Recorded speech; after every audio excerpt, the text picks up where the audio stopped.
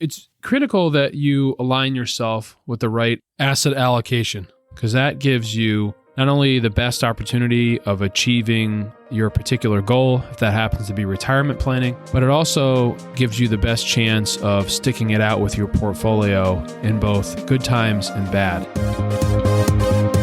Are you ready for a successful retirement? We're addressing the topics facing today's retirees. Welcome to Retire with Ryan. Now here's your host, Ryan Morrissey.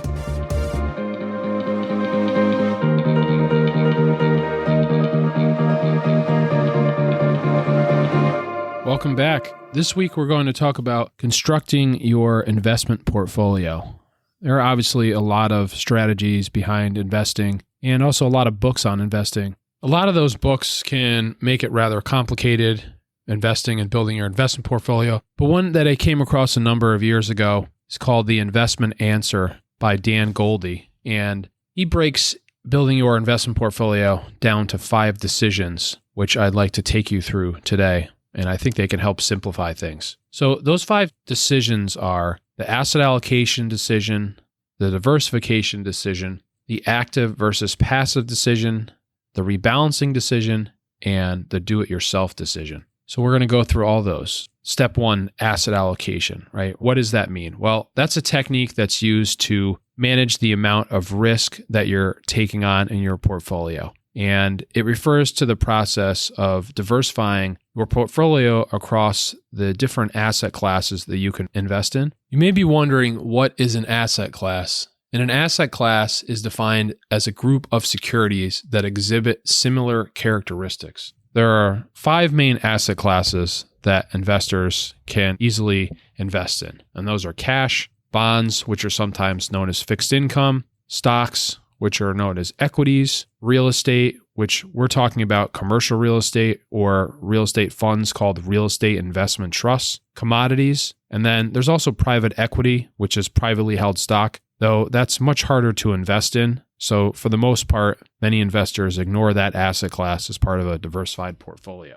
It's critical that you align yourself with the right asset allocation, because that gives you not only the best opportunity of achieving your particular goal, if that happens to be retirement planning, but it also gives you the best chance of sticking it out with your portfolio in both good times and bad. There's a few factors that go into your asset allocation, definitely one being time horizon. The more time that you have to invest, generally the advice is the more aggressive, the more you should have in stocks, real estate, and commodities versus bonds or cash, because you have more time to experience both the ups and downs of the market. But the closer you get to a particular goal, in this instance, if we're talking about retirement planning, the less time that you have to go through a major stock market or real estate or commodities market decline. So you should have less in those asset classes than someone further away from retiring. The second thing that should go into your asset allocation decision is your tolerance for risk. A lot has been written lately and been studied about behavioral finance, trying to help people make better decisions with their money. And part of that focuses on investors' reactions to declines in their portfolio. And if you're someone who gets very bothered by declines in your portfolio, if you lose sleep over it, if it really eats away at you, then maybe you're someone who should be more conservative with your investments versus if you're comfortable taking more risk and the fluctuations in your portfolio don't keep you up at night, then maybe you're okay taking more risk in your portfolio. So you can look at your current portfolio and you can know what the potential decline or upside in that portfolio is. And you can look at that based off past markets, something called standard deviation. I recommend that every investor have an idea of what their standard deviation is in their portfolio so that you understand what both the good and the bad times look like, so that when you go through the bad times, you're aware that this is nothing out of the ordinary. Stocks and commodities and real estate funds do go down in value. Even bonds go down in value. And the more aware you are of the potential outcomes, the better you'll be at being able to weather them and stick them out. And your asset allocation obviously could range all the way from very aggressive to 100% in stocks to very conservative to 100% in cash. And I'd imagine that most of you are going to fall somewhere in between, maybe anywhere from 30 to 40% in stocks to 60 to 70. That's probably what most investors approaching retiring, where their portfolio should be aligned. The reason that you have not all of your money in stocks, even if you're a more aggressive investor, is because once you do retire, you start spending down your retirement portfolio, your investments, and what you don't want to be doing is selling stocks or commodities or real estate when the value of those investments have declined. So by having some money in bonds or cash, it then allows you to draw your income temporarily from the bonds and cash in times where the other investments are down. So you probably, at a minimum, should have at least 20, if not 30% of your portfolio in bonds or cash. Or another way to look at it is it's recommended that you have at least 5 years of retirement income as you're getting close to retiring, set aside in either a bond or a cash fund. This is going to allow you to draw off of that and not have to sell your commodities or your stock or your real estate funds. And where does 5 years come from? Well, the average stock market cycle, and that includes both some good years and some bad years, is about 5 years. So by having 5 years of cash or bonds on hand, that allows you to leave things alone if it happens to take longer for your stocks to recover, for example. Obviously, as I'm recording this, we're going through COVID, and we had a large decline in the stock market in March, and we hit the bottom, and it came pretty much all the way back. We're off a little bit of the high as of now, but the point is that was a very quick recovery. It doesn't always happen that way. It could take years for things to turn around. If we go into a recession, it could take a while for stocks to come back, so you want to make sure that you have the cushion. So getting to that asset allocation, there are some different ways that you can do that. There are asset allocation questionnaires out there that can be helpful to fill out. One that I've found helpful is offered through Vanguard, and I'll put a link to it in the show notes, but it's not very long. It'll take you a few minutes to answer some questions, and then it'll spit out a generic asset allocation. Now, I think you need to go beyond that, and that's where a financial advisor can be helpful, talking more about what your specific needs are, but at least that's a starting point for what your asset allocation might be. Another way is that you may have heard of the rule of 100.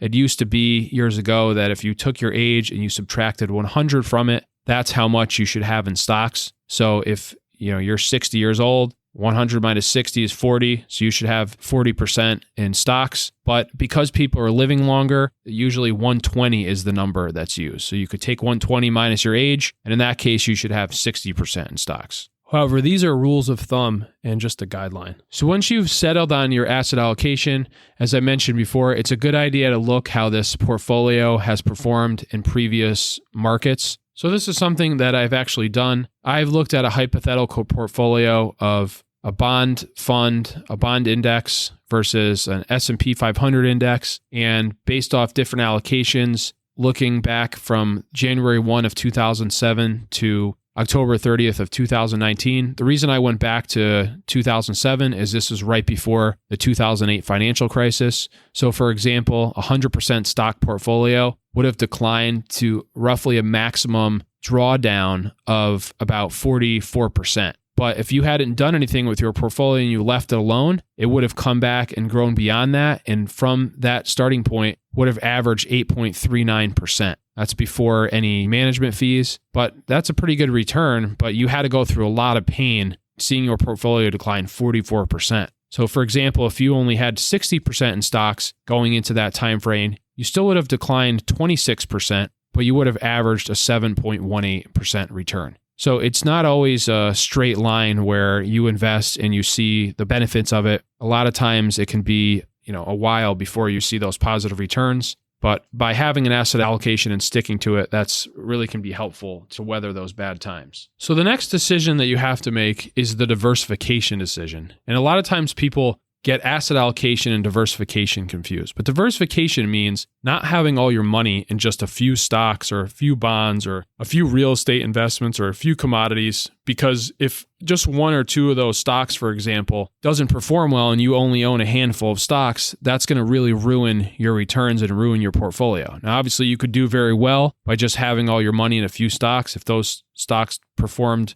better than the overall market, but going into retirement, that's probably not the risk that you want to be taking. So you're asking yourself, how diversified are you going to be within each asset class? So for example, in stocks can be broken down based on whether they're growth or value stocks and growth or value funds, whether they are large company stocks, mid company stocks, small company. You also have international stocks, emerging markets. So you have to decide as an investor how diversified within all these different sectors that you want your portfolio to be. A lot of times what I see is that investors are usually heavily weighted in large cap mutual funds or stocks because those are the more well-known, and they fail to get exposure to both small and mid cap. And sometimes investors are also just heavily weighted in either growth or value. They don't have diversification between the two. And the reason why this matters is that if you break down stocks based on either growth or value, or they're being large, mid, or small cap, or emerging markets and international, and you look at those returns on a year-by-year basis, you'll see very large differences in performance from one year to the next. If you could just figure out which one of these areas was going to be the top performing areas, you do very well with your portfolio. But it's difficult to do, so that's why it's usually good advice to have diversification across all these different groups in your portfolio. And the same thing could be true for investing in real estate. You could invest just in commercial properties, residential, student housing, senior housing, and in commodities as well. Are you going to be just invested in precious metals, for example, so gold or silver, which is sometimes popular? Are you going to be more broadly diversified across the different commodities you can invest in?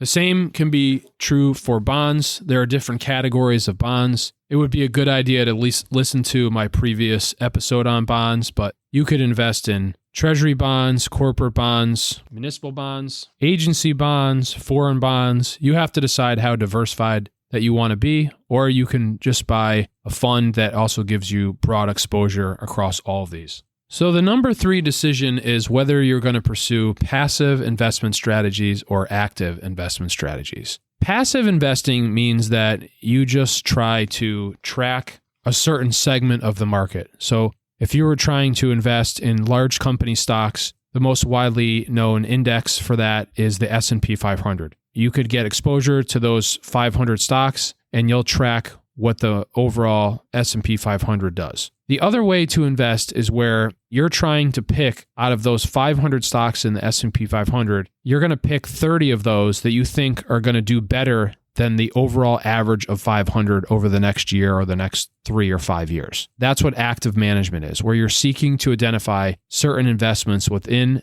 a sector or asset class that are going to outperform the overall average. Well, what studies have shown is that it is very difficult to identify a group of investments within an asset class and then over time have those investments actually do better than the overall average. Part of that is the additional fees that come with when you're pursuing an active management strategy. And with passive investing, the fees are very low in passive investment strategies because there's very little trading that goes into it. There's not a lot of research that goes on behind it because you're just investing to track a certain segment of the market. Where active management, there's a management team, there's analysts, there's research that's done, there's traveling to locations to meet with management of companies. So this additional cost tends to weigh down on the performance. If you're going to be an active investor or passive investor, it's probably something that you want to stick with because where I see people run into trouble is where they jump back and forth between one and the other. Because as an active investor, sometimes it can take years for your investment thesis to pay off, and it can take years for you to really see the benefit of owning these individual stocks. Whereas a passive investor, the more time that you're invested, the better you're going to be because you want to be in the market for good times and bad because you never know when the good times are going to occur.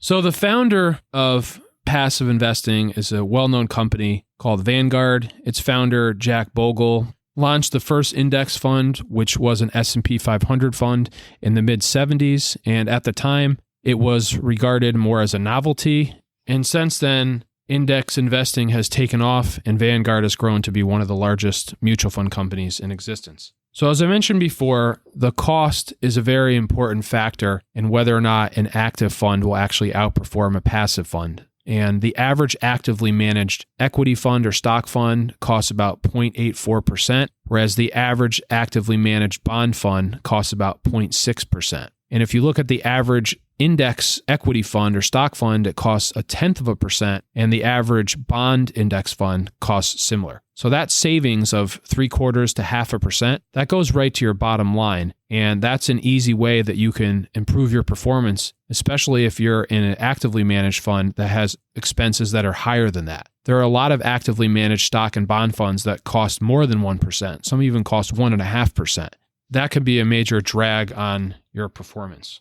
Another thing to look at if you're in an actively managed fund is your actively managed fund outperforming its benchmark. So every sector of the market has a benchmark that those actively managed investors are measured against. So for example, for large cap, it's the S&P 500. For small cap, it's the Russell 2000. For international, it's the MSCI EFA. So there's all these indexes, and they're an average of the market. If you find that your actively managed fund is not outperforming its benchmark, then you want to possibly consider going to a passively managed fund, because whatever the difference in performance is, that can go right to your bottom line. And I'll put a few links to some slides that I have that show the average expense ratio of mutual funds, as well as the study that shows the number of managers failing to outperform their benchmark. But a good place to go to research your mutual funds is Morningstar.com. If you go to Morningstar.com, right on the homepage, without having to sign up, you can put in a mutual fund symbol. Mutual funds have 5-letter symbols, and from there you can get some basic information about the fund, such as what the fund's investing in, what the expense ratio of the fund is, and also what the performance of the fund is, to see if the fund has actually been outperforming its benchmark.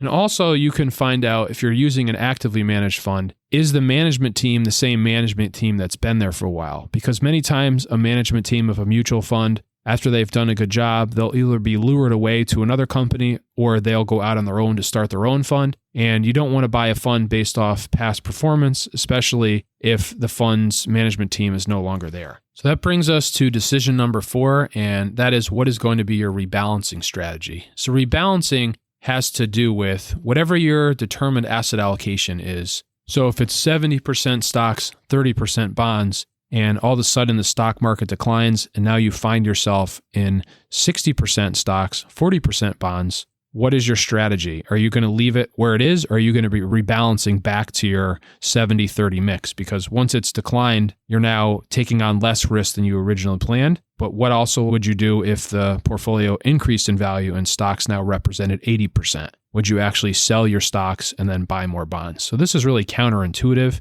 Many people have a hard time buying when things are down. That's exactly when you should be buying, but most people want to buy when things are up. So by having a rebalancing strategy in play, this will help alleviate making bad decisions. This can be done on a periodic basis, or you could just monitor your portfolio and rebalance when it's appropriate. The final decision is whether you're going to do it yourself or get some type of professional help. The ultimate do-it-yourself investing would be buying your own individual stocks and individual bonds, or trading your own commodities. And some people do that, but for most, you need some type of assistance. And the next level up from there would be either using mutual funds or using index funds to build your portfolio. But even using mutual funds and index funds takes a tremendous amount of time and research and energy to not only build your portfolio, but monitor it. So if you're looking for help with that, then I would suggest going with a registered investment advisor.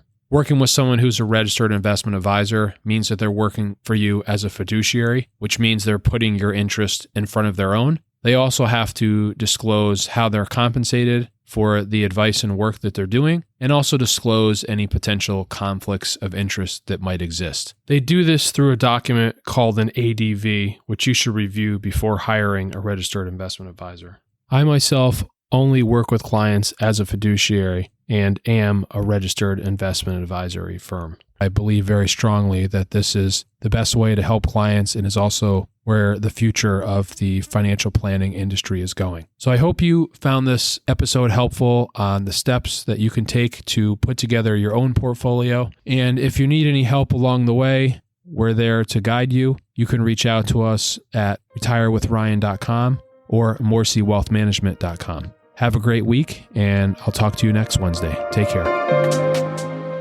You should consult a financial advisor familiar with your specific circumstances before you make any financial decisions. Nothing in this broadcast constitutes a solicitation for the sale or purchase of any securities. Any mention of rates of return are historical or hypothetical in nature and are not a guarantee of future returns. Ryan Morrissey, CFP, is an investment advisor representative of Morrissey Wealth Management, LLC, a registered investment advisor.